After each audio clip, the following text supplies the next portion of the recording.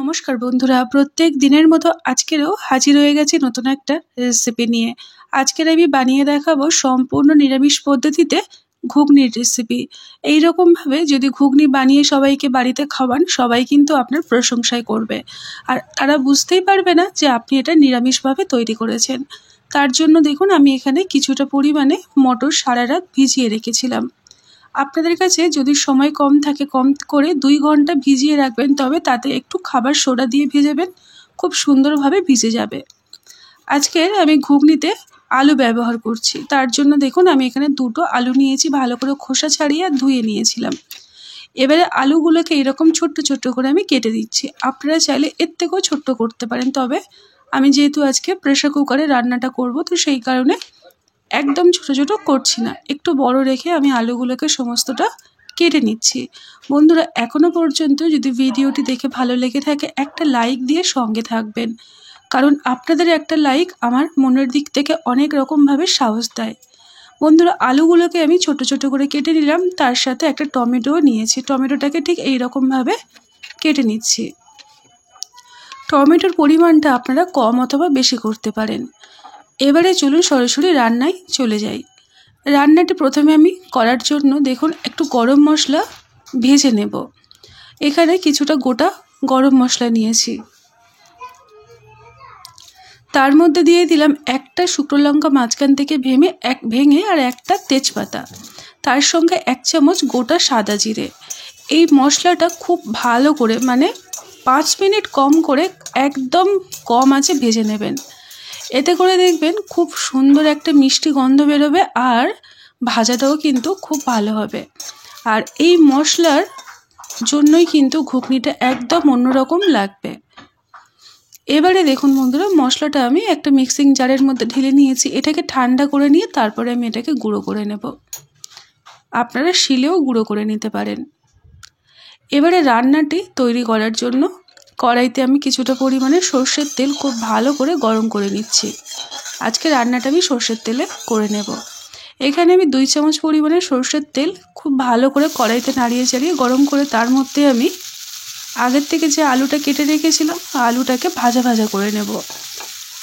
2 থেকে 3 minute medium আঁচে রেখে আলুটাকে নাড়াচাড়া করে যেমন ভাজা হবে সেই রকম করে ভেজে নিতে হবে। একদম যে লালচে করে নরম করে ভাজবেন সেটা কিন্তু নয়। তেলের মধ্যে 2 থেকে 3 মিনিট মিডিয়াম আঁচে একটু নাড়াচাড়া করে নেবেন। দেখুন বন্ধুরা, এখানে আলুটা কিন্তু আমি একদম লালচে করে আর নরম করে ভাজছি না, শুধু তেলের মধ্যে নাড়িয়ে চাড়িয়ে নেব। এইভাবে যদি আলুটা রান্না করেন, দেখবেন খুব সুন্দর খেতে হবে। আলুটা আমার ভাজা হয়ে গেছে। এবারে যে কাজটা আমাদেরকে করতে হবে, একটা প্রেসার কুকার নিতে হবে। আপনাদের কাছে যদি সেই মুহূর্তে প্রেসার কুকার না থাকে, কড়াইতেও কাজটা করতে পারেন। সমস্ত আলু আর তেল সমেত দেখুন কড়াইতে যতটুকু তেল ছিল সব সমেত আমি প্রেসার কুকারের মধ্যে ঢেলে দিলাম। এবারে এর মধ্যে আমি দিয়ে দেবো আগের থেকে ভেজানো মটরগুলো। কড়াইতে যেহেতু অল্প একটু তেল ছিল, আমি তেল সমেত কিন্তু প্রেসার কুকারে দিয়ে দিলাম। আপনাদের যদি দেখেন তেল কম আছে, সেক্ষেত্রে অল্প একটু তেল দিয়ে দেবেন, কাঁচা সর্ষের তেল। এতে করে প্রেসার কুকারে যখন সিটি দেবেন, ওপরে দেখবেন উঠে আসবে না, দেখবেন সিটির গায়ে অনেক রকম মশলা বা বেরিয়ে আসে, সেটা আর বেরোবে না। এবার পরিমাণ মতো জল দিয়ে দিলাম, 2টো কাঁচা লঙ্কা ভেঙে দিয়ে দিলাম, অল্প একটু গুঁড়ো হলুদ, আর দিয়ে দিলাম অল্প একটু লবণ। এইগুলো দিয়ে আমি 2 থেকে 3টে সিটি দিয়ে নেব। যতক্ষণে প্রেসার কুকারটা সিটি তৈরি হচ্ছে, তার মধ্যে আমি মশলাটা গুঁড়ো করে নিচ্ছি। প্রেসার কুকারে ঢাকনাটা লাগিয়ে দিলাম। তার মধ্যে দেখুন এদিকে মশলাটা ঠান্ডা করে গুঁড়ো করে নিয়েছি। একটা পাত্রের মধ্যে ভাজা মশলাটাকে নামিয়ে ঢাকনা দিয়ে রেখে দেব, এর গন্ধটা যাতে উড়ে না যায়। আপনারা এইরকম করে মশলা করে স্টোর করেও রেখে দিতে পারেন। এবারে ওই মিক্সিং জারের মধ্যে একটা মশলা আমি বেটে নেব। তার জন্য দিয়ে দিচ্ছি কিছুটা পরিমাণে কাঁচা আদা ছোট ছোট করে কেটে নেওয়া, আর আমি ঝালের জন্য 2টো কাঁচা পাকা লঙ্কা দিলাম, আর দিয়ে দেবো টমেটো। টমেটোর জলের মধ্যেই সমস্ত বাটাটা আমি করে নেব, এক্সট্রা কোনো জল দেওয়ার দরকার পড়বে না। দেখুন মশলাটা আমার তৈরি হয়ে গেছে।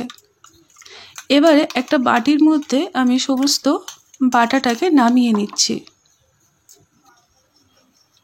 মিক্সিং জারটা ধুয়ে কিছুটা পরিমাণে জল আমি এখানে দিয়ে দিলাম, অল্প একটু গুঁড়ো হলুদ, আর দিয়ে দিলাম কাশ্মীরি লঙ্কার গুঁড়ো, জিরে গুঁড়ো, ধনে গুঁড়ো।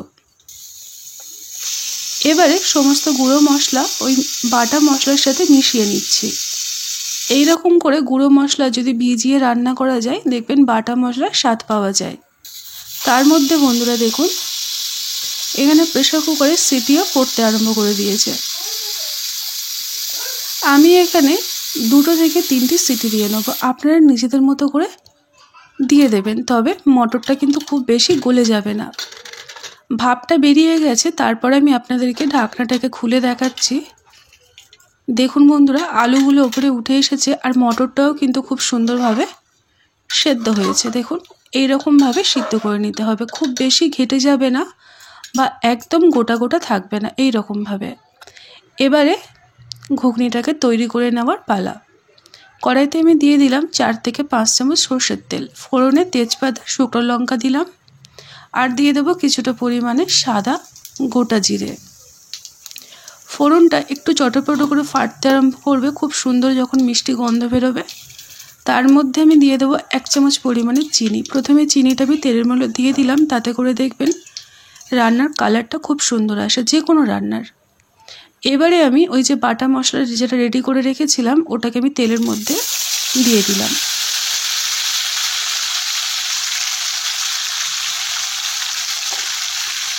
বন্ধুরা এখনো পর্যন্ত ভিডিওটি দেখে যদি ভালো লেগে থাকে ছোট্ট একটা লাইক, আপনার সুন্দর মতামত জানিয়ে আমার পাশে থাকবেন। আর যদি নতুন হয়ে থাকেন আজকে, তাহলে আমার পরিবারে আসার আমন্ত্রণ রইল। এই রকমই নানা রকম ঘরোয়া ভিডিও পাওয়ার জন্য আমার চ্যানেলটিকে সাবস্ক্রাইব করে আমার সাথে থাকতে পারেন। বেল নোটিফিকেশানে অল বাটনটি প্রেস করে দেবেন, তাহলে আমার দেখবেন সব রকম ভিডিও আপনাদের কাছে অটোমেটিক চলে যাবে। মশলাটাকে ভালো করে কষিয়ে নিলাম অল্প একটু জল দিয়ে, তাতে করে মশলাটা কিন্তু খুব সুন্দর দেখবেন কাঁচা গন্ধটা কেটে যাবে, আর খুব সুন্দর একটা গন্ধ বেরোবে। ঠিক সেই সময় আগের থেকে মটর আর আলু যেটা সিদ্ধ করে রেখেছিলাম ওটাকে আমি ঢেলে দিয়েছি। গ্যাসের আঁচটাকে মিডিয়ামে রেখে ফুটতে আরম্ভ করে দেবে যখন, এই যে ভাজা মশলা আমি করে রেখেছিলাম এর থেকে 1 চামচ পরিমাণে ভাজা মশলা এই পর্যায়ে আমি দিয়ে দিয়েছি, আর ভাজা মশলা বাকি যেটা রয়েছে ওটা পরে কাজে লাগাবো। এবারে ঘুগনিটাকে ভালো করে তলার থেকে নাড়িয়ে নিচ্ছি, যেন নিচে লেগে না যায় সেই দিকে লক্ষ্য রাখতে হবে। এবারে দেখুন ঘুগনিটা খুব সুন্দরভাবে ফুটছে। মোটামুটি 4 থেকে 5 মিনিট যদি জোরে আছে দেখে ফুটিয়ে নেন তাতে করেও হবে, একটু ভালো করে ফুটিয়ে নিতে হবে। ঠিক এই পর্যায়ে কোনো রকম ঢাকনা দেওয়ার দরকার পড়বে না, ঢাকনা ছাড়াই ফুটিয়ে নিতে হবে। দেখুন বন্ধুরা এখানে আলু এবং মটর সমস্তটাই কিন্তু গোটা গোটা আছে, এবং তার সত্ত্বেও দেখুন ঘুগনিটা একটা মাখা মাখা ভাব চলে এসছে, আর কালারটা দেখে নিশ্চয়ই বুঝতে পারছেন কত সুন্দর কালার এসছে।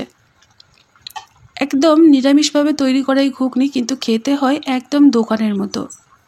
যাকে খাওয়াবেন সে কিন্তু বুঝতেই পারবে না যে তাকে আপনি বাড়িতে বানানো নিরামিষ ঘুগনি খাওয়াচ্ছেন। গরম গরম লুচি হোক বা পরোটা বা মুড়ি দিয়ে খেতে কিন্তু দুর্দান্ত লাগে। গ্যাসের ফ্লেমটাকে অফ করে দিলাম, ভাজা মশলা 2টো কাঁচা লঙ্কা দিয়ে আমি এবারে এটাকে ঢাকনা দিয়ে রেখে দেবো, যাতে করে ভাজা মশলার গন্ধটা ঘুগনির মধ্যে খুব সুন্দরভাবে ঢুকে যায়। বেশ কিছুক্ষণ পরে আমি ঢাকনাটাকে খুলে আপনাদেরকে দেখাচ্ছি। দেখুন ভাজা মশলাগুলো ওপরে একটা স্তর পড়ে গেছে, সেই কারণে সমস্তটা একটু ঘাটিয়ে দিলাম। আজকের ঘুগনি আমার সম্পূর্ণভাবে তৈরি হয়ে গিয়েছে। দেখুন কত সুন্দর দেখতে হয়েছে, দেখতে যতটা লোভনীয় খেতে কিন্তু দুর্দান্ত হয়। এবারে সবার শেষে ফ্রেশ একদম কাঁচা ধনেপাতা আমি কিছুটা ছড়িয়ে দিচ্ছি। ধনেপাতাটা দেওয়ার ফলে ঘুগনিটা দেখবেন একটা কি সুন্দর মিষ্টি গন্ধ আসে, খেতে কিন্তু অসম্ভব টেস্টি লাগে। এবারে যখন খাবেন একটু কাঁচা দেখবেন পেঁয়াজ যদি আপনারা মনে করেন নেবেন, কাঁচা পেঁয়াজ একটু ছড়িয়ে দিতে পারেন, আর একটু পাতিলেবুর রস ওপর থেকে ছড়িয়ে সার্ভ করবেন। আজকের ঘুগনি আমার একদমই তৈরি হয়ে গেল বন্ধুরা।